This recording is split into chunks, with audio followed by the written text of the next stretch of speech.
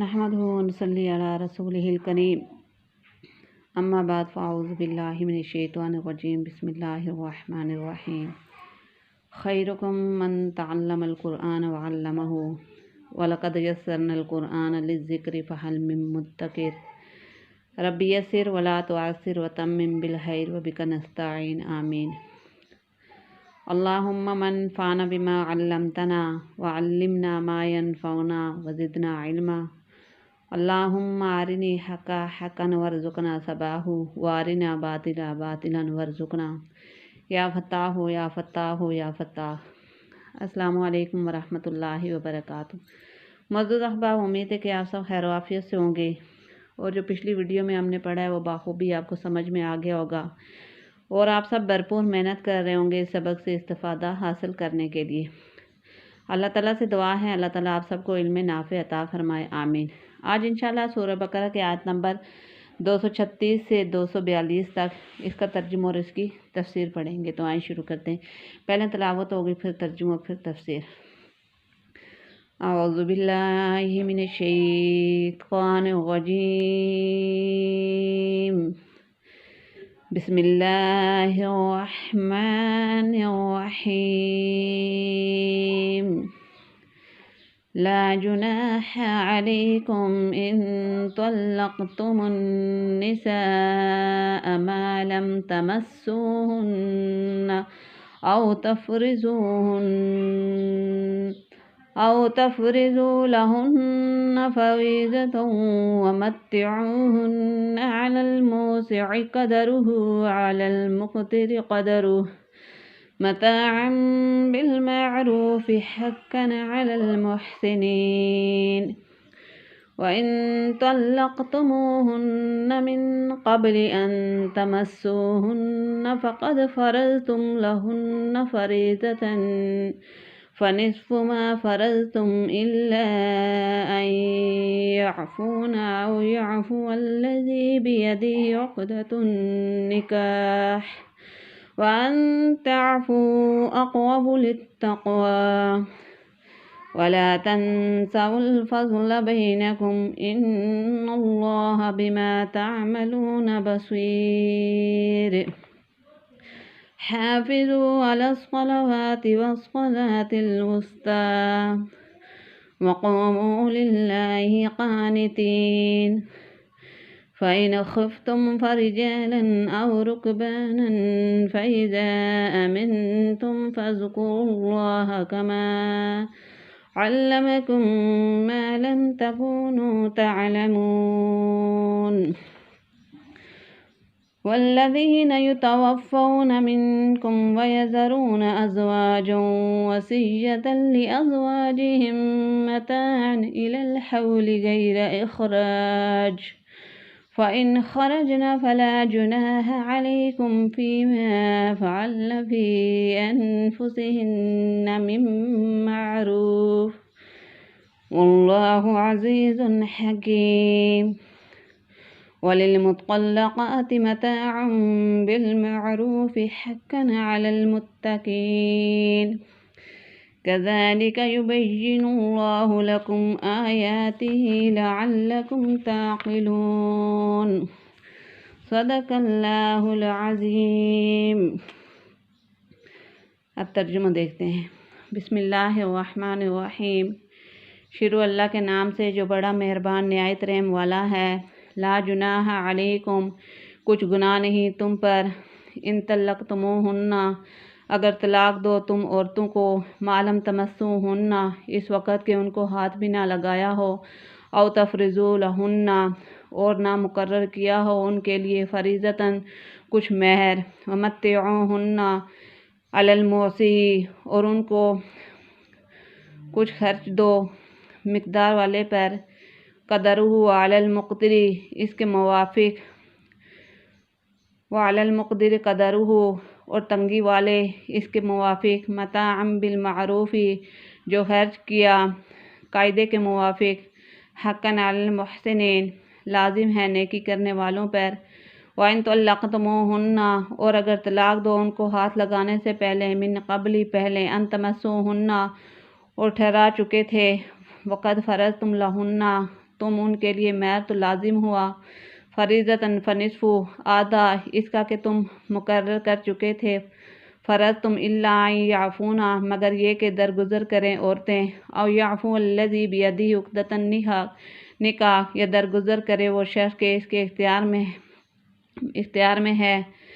اگر نکاح کیا یعنی خامند وان تعفو اقرب للتقوی اور تم مرد درگزر کرو تو قریب ہے للتقوی پرہیزگاری سے ولا تنسوا الفضل بینکم اور نہ بلا دو احسان کرنا آپس میں ان اللہ بے شک اللہ تعالیٰ بما تعملون بصیر جو کچھ تم کرتے ہو خوب دیکھتا ہے۔ حافظوا علی الصلوات خبردار رہو سب نمازوں سے والصلاۃ الوسطیٰ اور بیچ والی نماز سے وقوموا للہ اور کھڑے رہو للہ قانتین اللہ کے آگے ادب سے فإن خفتم فرجالا پھر اگر تم کو ڈر ہو فرجالا او رکبانا کسی کا تو پیادہ پڑھ لو اور رکبانا یا سوار فیضا امنتم پھر جس وقت تم امن پاؤ فاذکروا اللہ تو یاد کرو اللہ کو کما علمکم جس طرح کہ تم کو سکھلایا ہے ما لم تکونوا تعلمون جس کو تم نہ جانتے تھے۔ والذین یتوفون منکم اور جو لوگ تم میں سے مر جائیں ویذرون ازواجا وصیۃ اور چھوڑ جائیں اپنی عورتوں کو وہ وصیت کر دیں لازواجہم اپنی عورتوں کے واسطے متاعا الی الحول خرچ دینا ایک برس تک غیر اخراج بغیر نکالنے کے گھر سے فإن خرجنا پھر اگر وہ عورتیں آپ نکل جاویں فلا جناح علیکم تو کچھ گناہ نہیں تم پر فیما فعلن فی انفسہن اس میں کہ کریں وہ عورتیں اپنے حق میں بلی بات واللہ عزیز حکیم اور اللہ زبردست ہے حکمت والا۔ وللمطلقات متاع بالمعروف اور طلاق دی ہوئی عورتوں کے واسطے بالمعروف خرچ دینا ہے قاعدے کے موافق حقاً علی المتقین لازم ہے پرہیزگاروں پر۔ کذالک یبین اللہ اسی طرح بیان فرماتا ہے اللہ تعالیٰ لکم آیاتی تمہارے واسطے اپنے حکم لعلکم تعقلون تاکہ تم سمجھ لو۔ اب اس کی تفسیر دیکھتے ہیں۔ لا جناح علیکم ان طلقتموہن طلاق قبل دخول کے معنی یہ ہے کہ زوجین میں ایک جائی اور خلوت صحیحہ سے پہلے ہی طلاق کی نوبت آ جائے۔ اس کی دو صورتیں ہیں یا تو اس نکاح کے وقت مہر مقرر کی مقدار متعین نہیں کی یا مقدار مہر متعین کر دی گئی۔ لا جناح علیکم ان طلقتم النساء ما لم تمسوہن او تفرضوا لہن طلاق کی مہر اور صحبت کے لحاظ سے چار صورتیں ہو سکتی ہیں، ان میں سے دو کا حکم ان آیات میں بیان کیا گیا ہے۔ ایک یہ کہ نہ مہر مقرر ہو نہ صحبت و خلوت، دوسری یہ کہ مہر تو مقرر ہو لیکن صحبت و خلوت کی نوبت نہ آئے، تیسری صورت یہ کہ مہر بھی مقرر ہو اور صحبت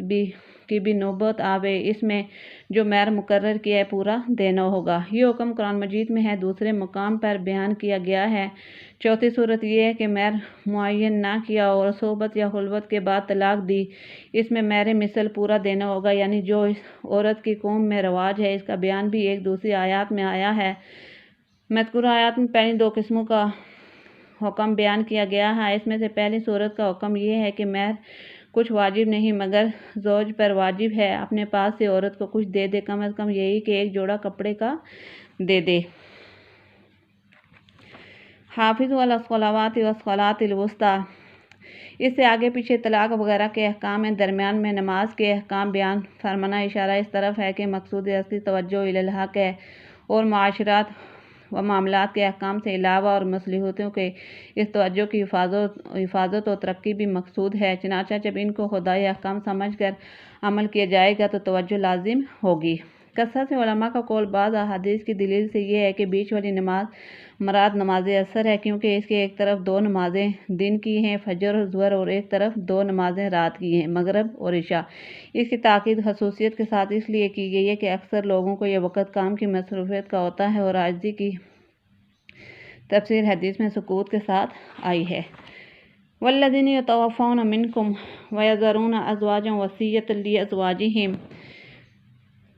اور جو لوگ وفات پا جاتے ہیں تم میں سے اور چھوڑ جاتے ہیں بیبیوں کو، ان کے ذمہ لازم ہے کہ وہ وصیت کر جایا کریں اپنی بیبیوں کے واسطے 1 سال تک نانفقہ و گھر میں سکوت رکھنے سے منقطع ہونے کی صورت پر کہ وہ گھر سے نکالی نہ جائیں۔ ہاں اگر 4 مہینے 10 دن کے بعد یہ وضع حمل کے بعد عدت گزار کر خود نکل جائیں تو تم کو کوئی گناہ نہیں۔ اس قاعدے کی بات میں جس کو اپنے بارے میں تجویز کریں جیسے نکاح وغیرہ اور اللہ تعالیٰ زبردست ہے ان کے خلاف حکم مت کرو اور حکمت والے ہیں کہ تمام احکام میں تمہاری مصلحتیں ملحوظ رکھی گئی ہیں۔ زمانہ جاہلیت میں وفات زوج کی عدت 1 سال تھی اور اسلام میں بجائے 1 سال کے 4 مہینے 10 دن مقرر ہوئے، جیسا کہ قبل میں آیات یتربصن بانفسہن اربعۃ اشہر وعشرہ سے معلوم ہو چکا ہے کہ مگر اس میں عورت کی اتنی رعایت رکھی گئی ہے کہ چونکہ اس وقت تک میراث کا حکم نازل نہ ہوا تھا اور بیوی کا کوئی حصہ میراث میں مقرر نہ ہوا تھا، بلکہ اوروں کے حق کا مدار مخض مردے کی وصیت پر تھا، جیسا کہ آیات کتب علیکم اذا حضر کی تفسیر میں معلوم ہو چکا ہے۔ اس لیے یہ حکم ہو گیا تھا کہ اگر عورت اپنی مصلحت سے خاوند کے ترکے کے گھر میں رہنا چاہے تو سال بھر تک اس کو رہنے کا حق حاصل ہے اور اسی کے ترکے سے اس مدت میں اس کو نان نفقہ بھی دیا جائے گا۔ اس آیت میں اسی کا بیان ہے اور خامندوں کو حکم ہے کہ اس طرح کی وصیت کر جایا کریں، اور چونکہ یہ حق عورت کا تھا اس کو اس کے وصول کرنے نہ کرنے کا اختیار حاصل تھا، اس لیے وارثوں کو تو گھر سے نکالنا جائز نہ تھا، لیکن خود اس کو جائز تھا کہ خود اس کے گھر نہ رہے اور اپنا حق ورثہ کو چھوڑ دے، بشرط یہ کہ عدت پوری ہو چکی اور نکاح وغیرہ سب درست تھا۔ اور یہی مراد ہے کہ قاعدے کی بات سے البتہ عدت کے اندر نکلنا اور نکاح کرنا وغیرہ سب گناہ تھا، عورت کے لیے بھی اور جو منع کر سکے اور نہ روکے اس کے لیے بھی۔ پھر جب آیات میراث کی نازل ہوئی، گھر بار سب ترکے میں سے عورت کا حق مل گیا، تو اپنے حصے میں رہنے اور اپنے حصے سے خرچ کرنے میں کوئی گناہ نہیں۔ اللہ پاک ہم سب کو قرآن پاک صحیح طرح پڑھنے، سیکھنے، سمجھنے اور عمل کرنے کی توفیق عطا فرمائے۔ وآخر دعوانا ان الحمد للہ رب العالمین۔